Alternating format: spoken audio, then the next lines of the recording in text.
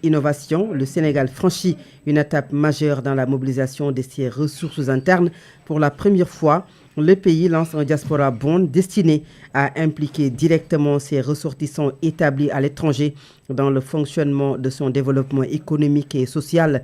C'est un compte rendu de Djibril Niane.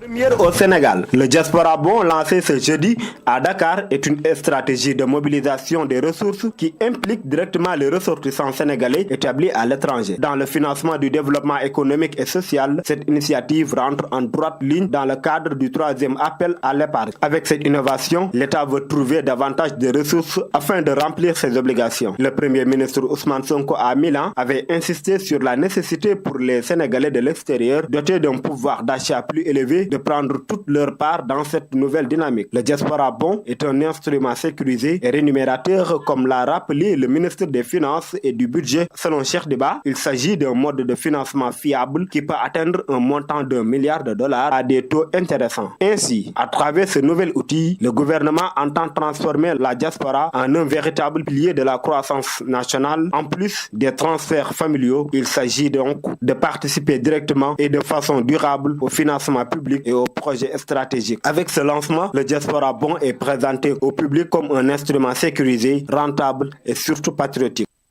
Djibril Niane, le diaspora bond est un moyen endogène pour trouver des ressources pour Samba Anne. C'est une action qui permet à l'État de ne plus courir derrière des bailleurs comme le FMI ou encore la Banque mondiale pour financer des projets. L'économiste trouve que le diaspora bond est un moyen innovant. Seulement, la sécurisation dépendra des techniciens qui vont trouver des mécanismes pour l'encadrer.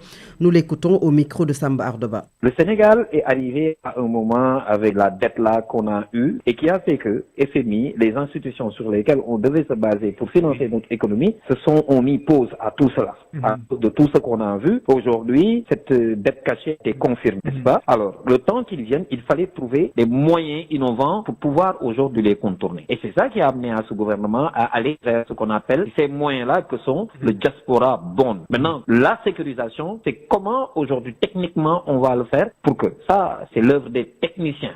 Et je pense qu'ils sont assez outillés pour pouvoir sécuriser. Maintenant, qu'est-ce qui se passe? Aujourd'hui, ça peut être très rentable cela, ça peut être très intéressant. Pourquoi? Parce qu'en fait, c'est un moyen endogène de trouver des ressources. Au lieu d'être là à courir derrière FMI, Banque mondiale, etc., le Club de Paris, ça, c'est bien. Hein. Je ne dis pas que c'est mauvais. Mais c'est bien aujourd'hui, un pays qui appelle à ce qu'on appelle la souveraineté, comme l'appelle le nouveau régime, c'est mieux de chercher les ressources endogènes. Et ces ressources endogènes, tout le monde sait que aujourd'hui la diaspora fait rentrer dans ce pays 2000 milliards chaque année. En 2013, je pense que 2023, c'était 2000 milliards. Alors, imaginez cette manne financière et aujourd'hui aussi l'épargne qu'ils font dans ces pays-là. Si vous arrivez à capter cette épargne, ce que vous pouvez faire de cette épargne et qu'en même temps, vous n'êtes plus soumis aujourd'hui aux obligations de FMI d'investir ici ou d'investir là. Je pense que c'est quelque chose de très inédit et c'est quelque chose qui peut se développer. Restons avec l'économiste